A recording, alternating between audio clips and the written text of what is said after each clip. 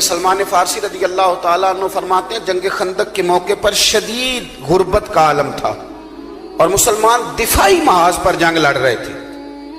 خندق کھودی جا رہی تھی، چوڑی خندق کھودیں گے، آگ جلائیں گے تاکہ کفار حملہ آور نہ ہو سکے.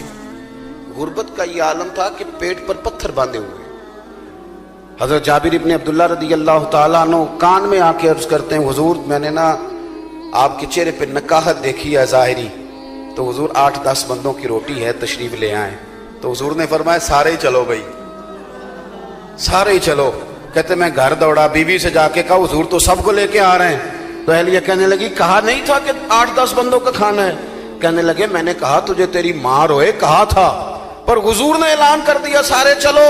تو فرمانے لگی بس ٹھیک ہے، اگر حضور نے اعلان کیا ہے تو اللہ رسول ہمیں رسوا نہیں ہونے دیں گے، پھر آپ آنے دیں. آپ کیفیت دیکھیے، خندق کھودی جا رہی ہے، غربت کا یہ عالم ہے، بھوک کا یہ عالم ہے. بظاہر اسلام پر جو غربت ہے کہ پیٹ پہ پتھر باندھے ہوئے ہیں. ایک چٹان آ گئی، ٹوٹتی نہیں صحابہ سے. میں علماء سے تو میں نے شروع میں کہہ دیا میرا خطاب ہی نہیں، طالب علموں سے، دینی طالب علموں سے یاد رکھنا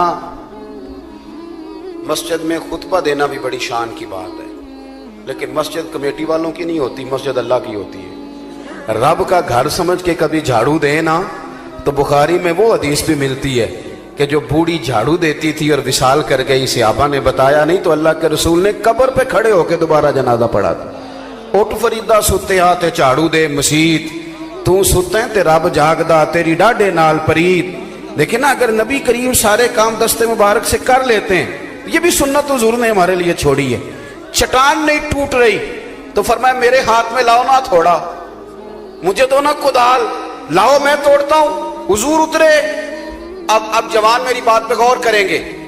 حال یہ ہے کہ پیٹ پہ پتھر بندھے ہوئے ہیں، کیفیت یہ ہے کہ کئی دنوں سے کھانا نہیں کھایا، جنگ دفاعی لڑی جا رہی ہے. پر حضور اترے چٹان توڑنے کو، اور جب پہلی ضرب لگائی نا، جو چٹان صحابہ سے نہیں ٹوٹ رہی تھی، پہلی ضرب لگائی. ابھی مدینہ بھی فتح نہیں ہوا، مکہ بھی فتح نہیں ہوا، ابھی قریب قریب کے علاقے بھی فتح نہیں ہوئے، لیکن ایک چٹان پہ ضرب لگائی حضور نے. صحابہ کہتے ہیں کہ وہ تھوڑی سی ٹوٹی تو نعرہ پتہ کیا حضور نے لگایا، فتح ابھی مکہ بھی نہیں ہوا، لیکن یہ ولولہ دینے کا انداز میرے نبی کریم کا.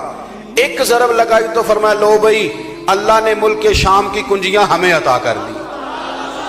دوسری ضرب لگائی تو فرمایا لو بھی روم بھی فتح ہو گیا. تیسری ضرب لگائی تو فرمایا لو دیکھ لو بھی اللہ تعالیٰ نے یمن بھی دے دیا، ایران بھی دے دیا. حضرت ابو ہریرہ کہتے ہیں وہ اعلان وہاں ہوا تھا. کسی صحابی کو میں نے ایک دوسرے کے کان میں یہ کہتے نہیں دیکھا کہ ابھی تو مکہ بھی نہیں فتح ہوا. کسی نے ایک دوسرے سے پوچھا نہیں کہ یہ پیشگوئی کب پوری ہوگی. حضور نے وصال ظاہری فرمایا. جناب ابو بکر صدیق کا وصال ہوا، خلافت کی تکمیل پر حضرت عمر آئے، اور جب روم کی، ایران کی، یمن کی کنجیاں آ رہی تھیں تو حضرت ابو ہریرہ فرماتے ہیں میں دیکھ دیکھ کے رو رہا تھا. لوگ کہہ رہے تھے کہ وہ چابیاں آ گئی، ملک فتح ہو گیا، اور مجھے وہ خندق کے اندر ضربیں لگاتے مدینے والے محبوب کی باتیں یاد آ رہی. بھائی آپ آگے تو بڑھیں، آگے تو بڑھیں.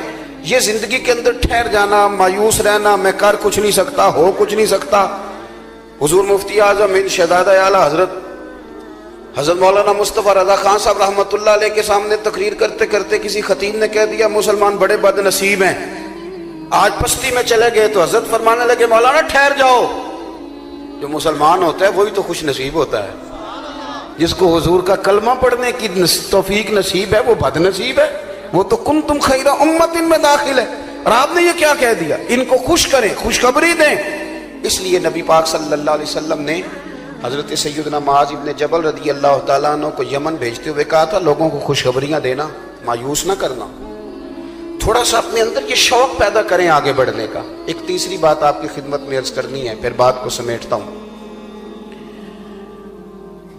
خودداری نہ حسن ہے زندگی کا، خودداری شخصیت کا وقار ہے. اللہ کے پیارے رسول صلی اللہ تعالیٰ علیہ وسلم نے نا اپنی امت کو لوگوں کے سامنے ہاتھ پھیلانا امت کا پسند نہیں کیا. ترمذی شریف میں حضرت انس بن مالک رضی اللہ تعالیٰ عنہ کی حدیث موجود ہے. حضور نے فرمایا اپنے دکھ دنیا داروں سے نہ کہنا، نوابوں سیٹھوں سے. اپنے دکھ دنیا داروں سے نہ کہنا اللہ تمہیں کبھی غنی نہیں کرے گا. فرمایا اپنے دکھ اپنے رب کی بارگاہ میں بیان کرنا، جلدی یا دیر سے اللہ تمہیں ساری دنیا سے بے نیاز کر دے گا. خودداری تھوڑی سی نہ زندگی میں پیدا کریں. کچھ بھی نہیں ہے، کچھ بھی نہیں ہے. یہ جو ہم سمجھتے ہیں نا کہ شاید وہ فلاں سیٹھ صاحب ناراض ہو گئے تو خدا جانے کیا بنے گا، کچھ بھی نہیں بنے گا. جتنے جتنے لوگ سیٹھ ہوتے جاتے ہیں، عہدوں پہ جاتے ہیں، اتنے اتنے تو بیچارے کانپنے لگتے ہیں. یہ جتنی کرسیوں پہ حکومتیں کھڑی ہوتی ہیں، ایک نہ ایک پایا ہل ہی رہا ہوتا ہے. یہ بیچارے پریشان ہی رہتے ہیں. خودداری جوانوں کے لیے بڑی ضروری ہے. ہمارے بچے آنے والی نسل سہارے ڈھونڈنے لگی ہے. کہتے ہیں وہ میری لندن والی کبھی پھپھو مہربان ہو گئی تو کام بن گیا. امریکہ والا ماموں اگر کبھی رشتہ داری کر لے تو پھر خواب دیکھتے ہیں بچے کہ سویرے اٹھوں تو پیسوں کا توڑا میرے چارپائی کے نیچے پڑا ہوا ہو. اس طرح نہیں ہوتا. آپ خودداری کے ساتھ جینا سیکھیں، خودداری کے ساتھ. حضرت ابو ہریرہ رضی اللہ تعالیٰ عنہ فرماتے ہیں ایک شخص نے آ کے کشکول طلب دراز کیا، اور کہاں دراز کیا؟ جہاں سے کبھی کوئی خالی گیا ہی نہیں.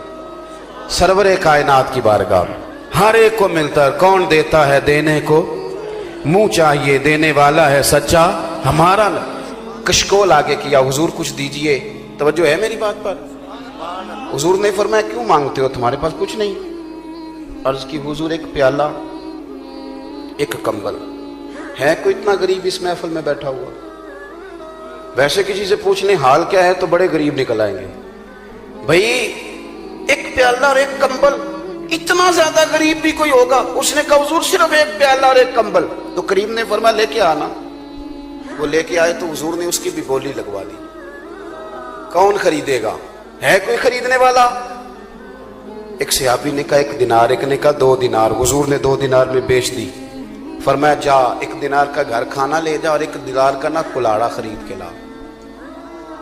وہ کلاڑا. پیشہ جوانوں کوئی بھی برا نہیں، کوئی پیشہ برا. ایک برا ہے کسی کے آگے ہاتھ پھیلانا بس. اور غیرت ہے بڑی چیز جہان تگ و دو میں. حضور صلی اللہ تعالی علیہ وسلم نے فرمایا کلاڑا لے کے آ. صحابی کلاڑا لائے تو صحابہ کہتے ہیں بڑے نصیب والا تھا یہ شخص. وہ کلاڑا لائے تو اس میں دستہ حضور نے اپنے دستے مبارک سے لگایا. فرمایا جا کے نا لکڑیاں کاٹ جنگل سے، انہیں کاٹ کے بیچ، کھا بھی اور کھلا بھی، پہن بھی اور پہنا بھی، پی بھی اور پلا بھی. جا 15 دن نظر نہ آنا. کہتے ہیں 15 دن کے بعد آئے تو حضور نے فرمایا اب کیا حال ہے؟ عرض کی حضور پہلے ایک پیالہ تھا اب سارے گھر کے برتن بن گئے. پہلے ایک کمبل تھا اب سب کے لیے بستر تیار ہو گئے. آپ کے اندر جب خودداری آتی ہے، جب عزت نفس آتی ہے، لا یسألون الناس الحافا. قرآن مجید نے اصحاب صفا کی تعریف کی کہ وہ لپٹ لپٹ کے سوال نہیں کرتے، وہ دیکھتے ہی نہیں. وہ نہیں یہ کام کرتے کہ کون آیا ہے تو کیا لے کے آیا ہے اور کون آیا ہے تو کیا دے کے جائے. یہ مزاج نہیں. حاتم طائی سے کسی نے پوچھا تھا کہ اپنے سے سخی بندہ بھی کبھی دیکھا ہے؟ اس نے کہا دیکھا ہے. کہا کب؟ کہنے لگے میں نے ایک دفعہ سارے شہر کی دعوت پکائی تھی. میرا خود ہی ارادہ بنا کہ میں ذرا دیکھوں کوئی رہ تو نہیں گیا. چہرے پہ نقاب ڈال کے تو میں نکلا. سارے شہر میں دیکھا کہ ہر شخص آ گیا ہے پر ایک بوڑھا جنگل میں لکڑیاں کاٹ رہا ہے. میں نے اس شخص سے کہا کہ میاں آپ کو دعوت میں نہیں بلایا حاتم طائی نے؟ تو کہتے ہیں بابے نے بڑی انوکھی بات کی. کہنے لگا پتر بلایا تھا پر مجھے نا اپنے ہاتھوں کی کمائی کا چسکا لگ گیا ہے. ہاتھوں کی کمائی کا. میں آپ کو یقین سے عرض کروں، دعوتوں میں لوگ، شادیوں میں لوگ اتنے مزے سے روٹی نہیں کھاتے. میں نے ایک دفعہ اپنے ابا جی سے پوچھا آپ کو پسند کیا ہے؟ کہنے لگے پتر جی تو بھوک لگی ہوئے تو ہر شاہی پسند ہے، پھر تو چٹنی بھی بڑی پسند ہے، تو نہ لگی ہوئے تو پھر نخرا ہی ہے، پھر یہ ہے کہ جو بھی پکا ہے اس میں نقص ہی ہے. وہ کہنے لگا جی مجھے اپنے ہاتھ کی کمائی کا نا چسکا لگ گیا ہے، اب مجھے دعوتوں میں زیادہ لطف نہیں آتا تو میں اس لیے نہیں گیا. حاتم طائی کہتے ہیں میں واپس لوٹنے لگا تو اس نے آواز دی. اس نے کہا پتر آپ دعوت پہ جا رہے ہو؟ میں نے کہا ہاں. تو کہنے لگا یہ 5 دینار میرے بھی لے جا. حاتم طائی کو تو ضرورت نہیں تو لنگر پکانے والے کو دے دینا، بڑے بڑے اچھے لوگوں نے کھانا کھانا ہے، چلو میرا بھی حصہ پڑ جائے گا. حاتم طائی کہتے ہیں میں گھوڑے سے نیچے اترا، بابا جی کا ہاتھ تھام کے میں نے کہا بابا میں تو مالدار ہو کے سخی ہونا، تو غریب ہو کے بڑا سخی ہے. وہ کیا کہتے ہیں درویش، مالاں والے سخی نہیں ہوندے، تے سخیاں کول مال نہیں ہوندا، ایتھے اوتھے دوویں جہانی سخی کنگال نہیں ہوندا۔ اپنی زندگی میں نا خودداری۔ اعلیٰ حضرت بریلوی رحمۃ اللہ علیہ تیل لینے چلے گئے دکان پہ سرسوں کا، پھر وہی بات آ گئی کچھ کام اپنے ہاتھ سے بھی کرنے چاہیے۔ شاگرد مرید بڑے تھے، خود چلے گئے تیل لینے۔ اس سے کہا میاں یہ سرسوں کے تیل کی بوتل بھر دو، اس نے بھر دی۔ فرمانے لگے کتنے پیسے؟ کہنے لگا حضور ویسے تو 5 آنے کی ہے، آپ ہمارے عالم ہیں، آپ 3 آنے دے دیں، آپ کو 2 آنے رعایت کرتے۔ فاضل بریلوی نے پورے 5 دیے۔ فرمایا تو سارے رکھ، میں اپنا علم 2 آنے کا نہیں بیچا کرتا۔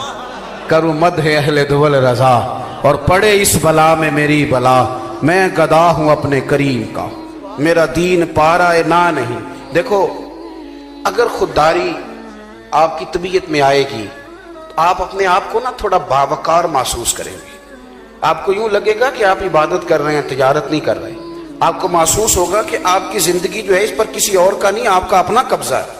آپ محسوس کریں گے کہ آپ جو کہہ رہے ہیں وہ ڈنکے کی چوٹ پہ کہہ رہے ہیں۔ آپ کو یوں لگے گا کہ آپ کے پاس جو کچھ ہے وہ اپنا ہے، آپ قیدی نہیں ہے کسی کے۔